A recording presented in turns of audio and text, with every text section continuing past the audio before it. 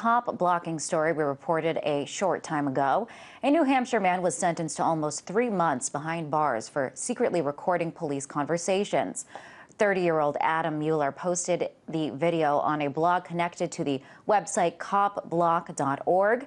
The claims to this site claims to hold police accountable.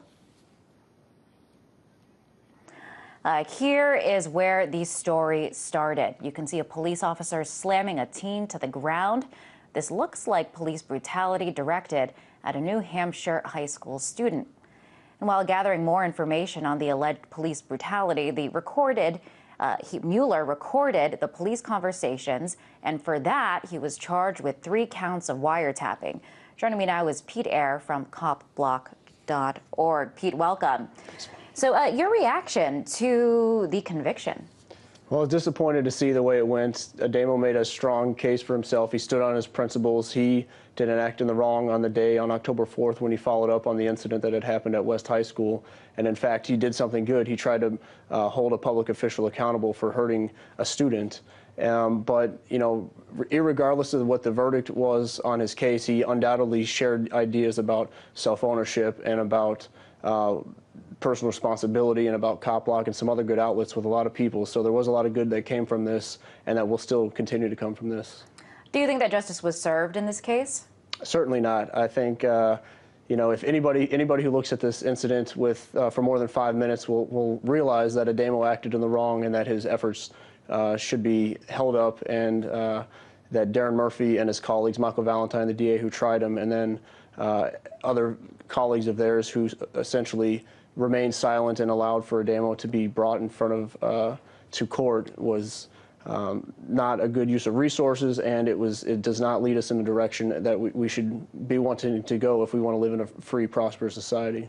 Now, ultimately, what do you think this will do? Do you think this will scare people away from recording police conversations and making that public? It's a good question, and honestly, I don't. I think you take the pulse of any average person today, and most everybody acknowledges the fact that you have the right to record a public official who, at the end of the day, claims to work for you. Their salary is paid for by money stolen from you, so you have every right to document their actions.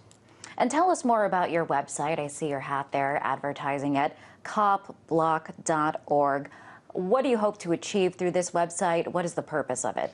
Copblock.org is a decentralized website. We accept submissions from a lot of people around the states and around the world now that have had negative interactions with police individuals and also positive interactions. We don't hate police officers by any means. We're just trying to share ideas and ideas about self-ownership, that individuals at the end of the day are responsible for their actions no matter where they happen to work. So it's not that we want to, in a sense, get away. We want to create a lawless society, anything but. We believe that the goods and services provided by police could better be done through consensual interactions. So would you say the website kind of serves to police the police? Exactly. We definitely seek to police the police. We have a sister site, copreports.com, where people can share their interactions. We encourage people to document their interactions with police. We try to support each other when we're negatively impacted. And ultimately, my goal for the site is for it to not to exist. We live in a society where it's not needed, where people are responsible for their actions, whereas today sometimes folks with badges get away with things wrong for you and I. Now, Mr. Mueller, here is just one example. What kinds of things have you captured and posted on your website? What kinds of instances of police brutality, or on the flip side, police doing, good things, have you been able to capture and make public on your website? Well, unfortunately, this wasn't actually the first time Ademo's had trial for wiretapping. Last year, he and I also had a wiretapping trial in Massachusetts, in which case the jury in that instance said that we were in the right and that we hadn't wronged anybody's rights. But to look to a specific example of where CopBlock's been effective, I would say it would be, it's so numerous. I would just say the site has grown substantially since its founding over 2.5 years ago. There's now chapters or offshoots in dozens of cities across the states and elsewhere. And essentially we're encouraging people to stand up for what they know is right, to document their interactions and to support each other, and to not be led by fear, but be led by their conscience. And hopefully we get to, like I said, that scenario where every good or service is provided through consensual interactions, including the good of protection and security. Now, how effective has the website been, copblock.org, in terms of holding police accountable for their actions?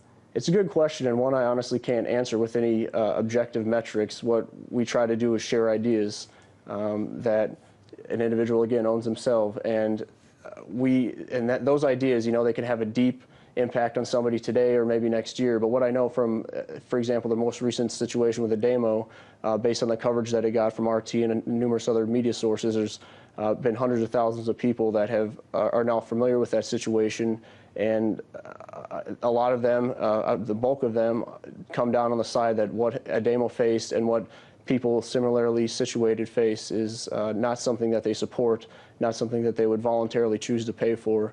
So if anything, it only further erodes the claim legitimacy of these public officials. And we have covered a lot of these instances where people have been punished, basically, for recording police officers. But for the most part, it is legal to do so, correct? Yeah, it is. And it's interesting to see. I would point out the difference between law and legislation, law being natural, common, or God's law, and legislation being man-made and arbitrary. And you see this with filming police officers, for example, how it differs based on arbitrary political boundaries. You have, in one instance, folks that work at Oakland Police Department saying that we would never dream of taking somebody's recording device, and we actually encourage them to film, whereas other police departments proactively take people's property. They steal their property and in a sense, try to chill them from documenting their interactions, taking their cameras. So, but again, with the traditional gatekeepers of information losing their grip on the free flow of information, CopBlock and other alternative media sites are having a huge impact, and people around the world are seeing that it doesn't make sense. Coercion is not the way to operate your life by, and instead voluntary interactions are much better.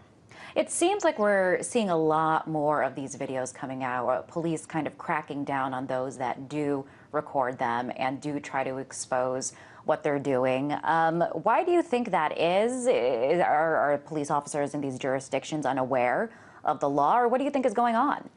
It's a good question. I would honestly say it's a natural consequence of the perverse incentives that exist because of this institution of law enforcement. Today, it's said that certain people have an exclusive right to provide law enforcement. They have a legitimate right to initiate force. And anytime you allow somebody to have that right, then it just sets up a bad situation where first they say we're going to steal your money to protect your rights. There's no way those actors employed in that institution could ever do anything of the sort. And instead, that's why I would advocate that those goods and services such as protection and policing be provided consensually. I often have conversations with police officers, and if they're willing to have an open-minded conversation, then that to me says quite a bit. And I say, you probably work with some folks who are heavy-handed or maybe even corrupt, and they might acknowledge it. And I say, well, wouldn't you prefer to work in a situation where that wasn't the case? And undoubtedly they would.